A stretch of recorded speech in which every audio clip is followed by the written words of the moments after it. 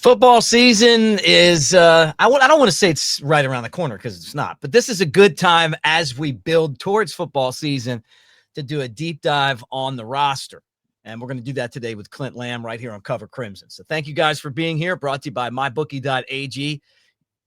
Use the promo code next round to double your initial deposit. Let's get this party started.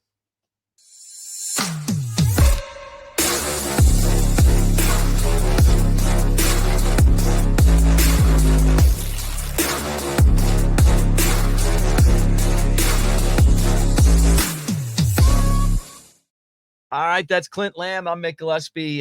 Bama's roster right now. The construction of this roster, Clint, transfers left, got some new guys in, and here we are trying to figure out what we got going into the 2025 season. Yeah, and so what I've done, or what I've started to do over at covercrimson.com, is we're taking a look at the roster and we're ranking every player, not including the freshmen because we've never seen them before. We only have high school tape to go off of. And so, once we get an idea of these early enrollees in our post-spring rankings, which we'll also be talking about on the show, I will include those early enrollees. I'll try to figure out a way to get them incorporated, and they will be a part of the process. The same thing goes for the JUCO guys, the two JUCO guys, because we don't know what they're going to look like on the Division I level. But transfers, we've seen them play Division I football and have experience on that front. So we'll be including them. And so it's going to be an interesting conversation. I think in total, there's 59 players that we're going to be ranking. We're going to start off with numbers 59 through 56 today. And this is how this is going to go. These bottom of the roster guys or how I have them ranked right now. We're going to be talking about all four on my list, and you can find this information at Cover Crimson in written form if you want to kind of review it. But once we start getting probably in the top, 40 to 45 players, we'll still be giving you previews on what those rankings look like, but we'll probably only give about one or two of them. Right now I'm doing 4 to 5 per release. We'll give you, one or two, 25 to 50% of that, but then you have to get over to covercrimson.com and see the rest. It's going to be really interesting. I've already got all the players ranked, and I find it very fascinating because it's very revealing as far as where Alabama's strong, maybe where they have some work, maybe as far as depth. And so today we're going to be getting into number 59 through number 56. All right, well, let's do it. Fire away. What do you want to start? Yeah, I guess 59 first, right? Yeah, we'll start with 59. And, this is the bottom player on the list. Someone's got to be there, but it's Isaiah Faga. And I don't want this to be any sort of indication about how I feel about him as a prospect, because even though he was a 3-star recruit coming out of high school, I thought he was kind of a, somewhat of an underrated signing for Alabama in 2024. I think he's got disruptive traits. He played a lot of 3 technique in high school, defensive tackle. But with his lack of height, only being listed at 6'2", and he has kind of he doesn't have length to make up for it. He has kind of shorter arms. It kind of limited his projection as a kind of 3 technique type of player. But what I like about him is that he's got good initial quickness. He's quick off the snap. He's got some power. He's got some upside as far as being a pass rusher. But he's now up to 6'2", I think 299 pounds. So he's up from 285, which is what he was listed at coming out of high school. And in Caden Womack's defense, he's got him more so playing that nose position. Now, that nose is going to, slide out and play some 3 technique. But with him being bigger and gaining 14 pounds, and I'm sure he'll continue to get bigger, I could see him being a guy who's in that 310, 315 range before it's all said and done. I actually love the fit for him as kind of a 0 technique, 1 technique. Needs to continue to get bigger and stronger, like the strong side of it. Got to be able to hold up at the point of attack when you're playing that nose position. But I like him. I think he can add valuable depth. But when you start looking at the depth chart, Nick, I mean, you got Tim Keenan at the nose. You've got Jeremiah Beeman at nose. You've got James Smith at defensive tackle. You got Edric Hill. You've got Steve Mbamoa, who is the JUCO guy who we're not ranking in these, but I think he's definitely going to be playing inside, in my opinion. I don't think he's going to play bandit, but he is probably He could play either the 3 technique or he can play the nose. I think he'll probably see some time at both. So that's another option that's going to potentially be there. So I don't know exactly how much playing time he's going to get this year, but I think he's a good player. I mean, you could do a lot worse as far as, your 59th player out of 59. Yeah, really interesting. So that's pretty low, but at the same time, he can go up on the list if he gets in there and plays. And I remember when we signed him, it was a good get for Alabama and someone that gives you a lot of depth too. Yeah, he's this Alabama defensive line. There's questionable depth right now. It's not questionable in the sense of there's not options. It's questionable that you just don't know what it's going to look like. You've got Tim Keenan coming back, who's got just a ton of experience, been a starter the last 2 years, both under Nick Saban and Kane Womack. He's going to be one of your, veterans, one of your leaders of the defense. He kind of already was that the last couple of years. But then you got James Smith, who played a lot last year, played over 300, 310, if I'm not mistaken. Wasn't a starter, but showed flashes and then was incredible against Michigan in the bowl game. Then you've got like Edric Hill, who played, some down the stretch. You got Jeremiah Beeman, who was only a true freshman last year. He got really big, really quick, and was kind of, once Damon Payne decided to move on to Michigan, he was backing up Tim Keenan at the nose. And so, like, you've got 4 players right there. It's like, okay, I like that collection of talent. We just don't know exactly what it's going to look like yet. If James Smith hits his ceiling, like I think he's going to be a mega disruptor playing alongside LT Overton. Tim Keenan is one of the most underrated players in the SEC, very steady, complete ox against the run. And Steve Mbamoa is a guy who I'm extremely high on. And so I think they can kind of run at least probably 5 deep with their interior defensive line. But a guy like Isaiah Faga, you kind of start to wonder, where does he fit in? But I think he's moving in the right direction. And any questions that you had about that lack of length, I think that's been addressed by him playing more so nose than defensive tackle. Faga from Central Phoenix City. And one of those really good high school teams he was on. You love to have those guys that know how to win come to your university. All right, number 58. You want me to say it and then you take over? Let me get the introduction. Number 58, tight end Jay Lindsey. All right. So, Jay Lindsey coming in at number 58. Big tight end, 6'5", 255 pounds is what he was listed at on the roster. That falls in line with a lot of the other tight ends on the roster. C.J. Dupree was like 6'5", 262.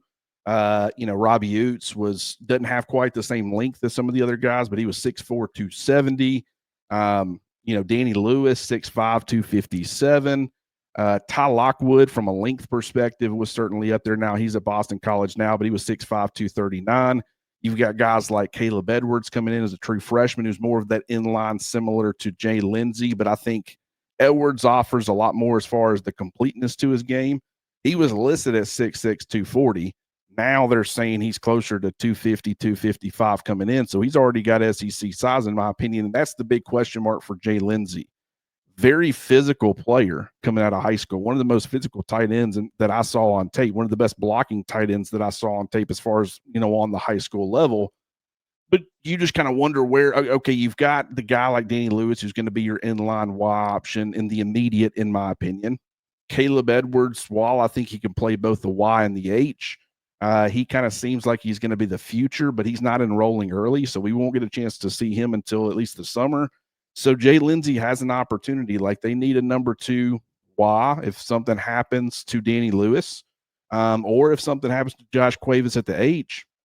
I think Lewis has kind of a little bit of flexibility where he can play the H or the Y. Maybe it's possible that if neither one of those 2 true freshmen are ready, Marshall Pritchett or Caleb Edwards, it's possible that they move Jay Lindsey into the 12 personnel at the Y and move Danny Lewis to the H. So there's some question marks there, but I really like Jay Lindsey overall. It's just, he's a little bit further down this list. Well, tight ends in this offense get used a lot. So, if you're a tight end and you play with Coach DeBoer and now Ryan Grubb, I mean, you could possibly get a lot of playing time and be an impact player. You really can. And I'm expecting the tight end position to evolve. This past season, there was such an emphasis on run blocking, because that is what Alabama did well, at least at the quarterback position. And so, getting that extra blocking on the perimeter from whether it be C.J. Dupree as an inline guy or as a flex, or Robbie Utes being kind of that move player. Josh Cuevas provided some pass catching, but he also did some blocking as well. But this year I think the position will need to require more balance. Like, you started seeing C.J. Dupree get more involved in the passing game down the stretch. Over the last couple of games, I think he averaged 4 targets per game. Now, I'll be curious to see what that looks like moving forward. All right, at number 57, offensive lineman William Sanders. Yeah, I'm a big fan of William Sanders. I kind of wish I could have had him higher on the list, because I think his long-term outlook in this offense is perfect. Like, coming out of high school, he was the On3 industry rankings had him rated as a top 250 prospect. But On3 and specifically, they had him listed as a top 100 prospect and the number 6 interior offensive lineman. I was a lot more so in line with that, and those rankings for him.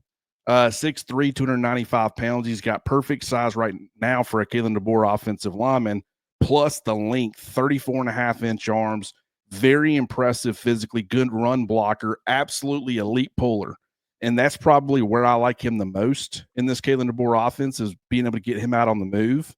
But, just coming from a run-heavy offense in high school, he doesn't have a lot of experience in pass protection.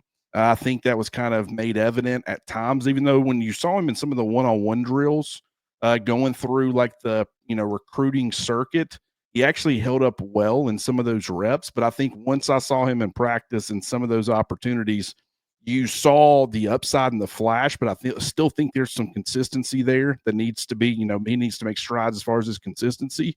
So, where does he fit in? I've kind of right now, there's a lot of options to replace Tyler Booker at left guard. Like, I kind of want to put him in that competition, and maybe he could end up being a dark horse.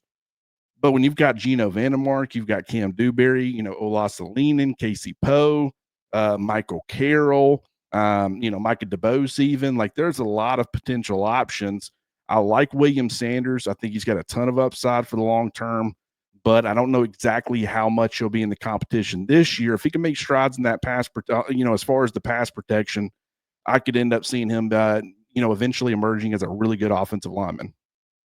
That's the hope. That's the hope. And you can find value at the, bottom of your roster. Everything changes when you get into that next year of playing time, opportunities arise, and these guys are all talented. It's not like you're just because you're at the bottom of the list. And this is a guy that I think the next guy that could potentially be someone that Alabama really relies on in the future. Number 56, running back Kevin Riley. What are your thoughts on Kevin Riley, Mick? Well, I like him. I was glad that he came to Alabama. When they were recruiting him and it looked like he was going to go to Miami, I'm like, man, you can't let this guy go to Miami. You got to keep him right here. And, he not the same style as Brian Robinson, but he kind of reminds me of Brian Robinson, because maybe I don't think people really had Brian Robinson hyped up that big. I remember seeing him at Hillcrest, and he was a good player, but I never thought he was like an NFL running back type guy like he is now. And then that last year at Alabama, he wasn't explosive, but he was so consistent, and he didn't turn the ball over, and he was you could rely on him. And I feel like with Riley, like, he's going to have an opportunity to play. The running back room's always deep at Alabama, but when I see him, I'm like, you know what? When we've watched him, we're like, man, this guy's got a lot of potential. He can catch the ball. He obviously has got speed. So I like him. Yeah, my biggest question for him, it's the same reason, or same logic that I have with a lot of these other guys, is just where does he fit in 2025? Right. Because I like him as well. Former top 100 recruit, number 85 overall, the running back 3 in that 2024 cycle, was one of 2 running back signees for Alabama, though, alongside Daniel Hill. And when you actually look at, usage and all that, Riley, I think, played 21 snaps in 2 games. I think he got like 10 or 11 against Western Kentucky, and about the same, when they played Mercer. Daniel Hill was kind of the guy who late in games they would really kind of turn to him. But also, I mean, there were times where like Richard Young was banged up. Some of the other guys were banged up, and Hill got some opportunities. I think he played 45 snaps in 6 games. And so, while Riley does have some upside, I agree with you. I think he's got 3 down potential. I think he needs to continue to add more mass. That's one thing with him that, I think this offseason he'll need to put an emphasis on. But 10 carries for 30 yards, so we only average 3 yards per carry. But, you actually go back and watch some of those reps, and it looks a lot better than 3 yards per carry would indicate. Also had 2 catches, I think, for 9 yards. But I just wonder, is he going to be running back 6 on this roster? And if that's kind of where he's at, he's kind of got to be down here. But I think for a lot of places, I mean, Kevin Riley, if he's your RB5 or 6, you're doing pretty good at the running back position. Well, how many times do you see a guy like this who you don't really consider to be like, hey, this is your year, right? And then all of a sudden, out of nowhere, they get an opportunity and they take advantage of it. That absolutely happens. And sometimes it's these forgotten guys. Like Jaden Roberts is a perfect example, where it's like he was, kind of ranked outside the top 250 coming out of high school, or at least outside the top 200. You had a lot of other like very highly rated recruits who had come in with, along your offensive line. And so we're all just assume, Jaden Roberts is getting, here in year 3 and he hadn't really made any sort of push. And then injuries happen. Darian Dalcourt goes down, Terrence Ferguson goes down, and that was a guy who was ranked ahead of him, top 100 prospect coming out of high school. And people were a lot more excited about him. Jaden Roberts ends up coming in as the 3rd string right guard a couple of years ago, and he never looked back. He's been a starter ever since. So that can absolutely happen. Sometimes when we, it's not trying to write a guy off. We're not trying to do that in freaking February. Mm-hmm. But it's just, when you look at it, I'm a big fan of, Jam Miller. I'm a big fan of Richard Young. Draylon Washington was at it for a reason. And I actually, I like his talent as well.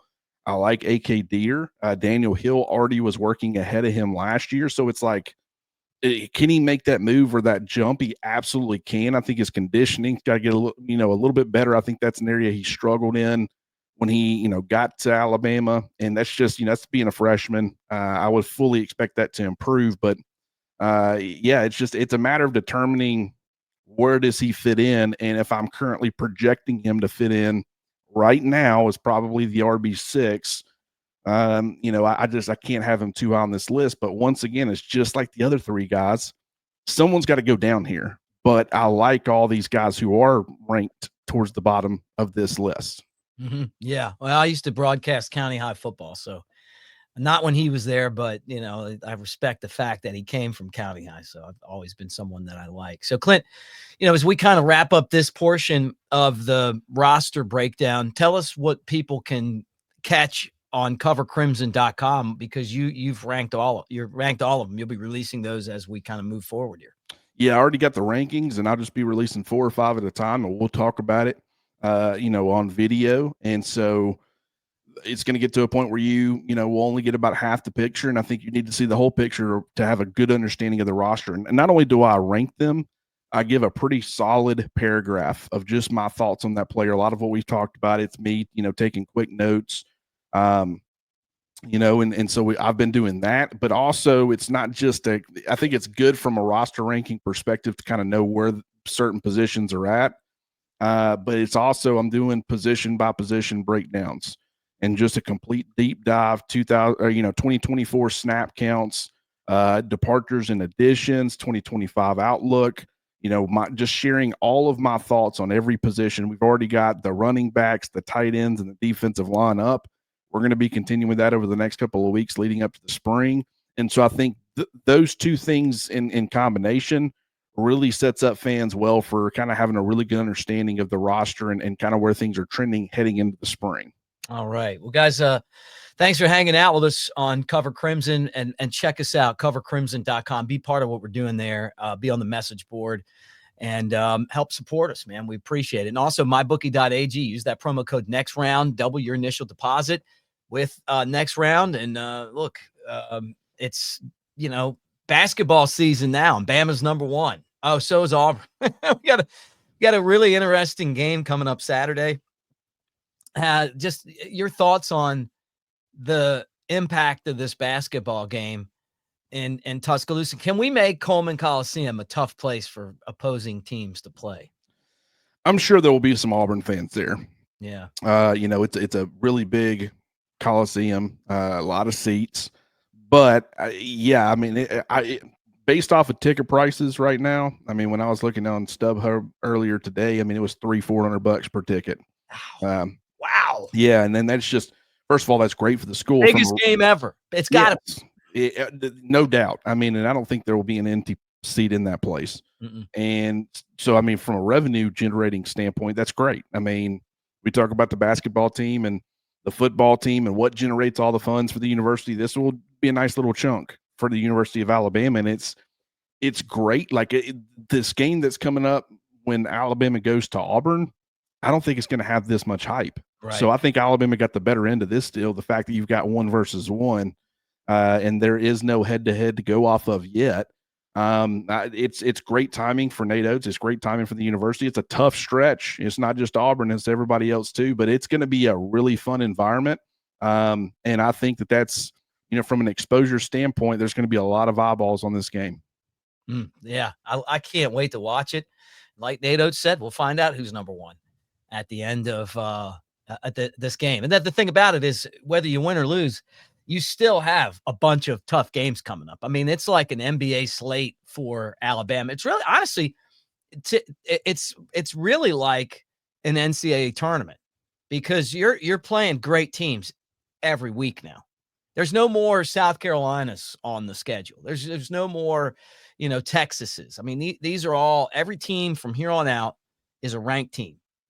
And so you've got to go through the best of the best. Then you get to go to the SEC tournament and play them all over again. Then you go into the NCAA tournament. And so can't say they won't be battle tested by the time they get to March Madness. No, and they may pick up some losses on the way, but Saturday is going to be a lot of fun. Like, subscribe, thumbs up, guys. Thank you for being here, and Roll Tide, everybody. Appreciate you so much.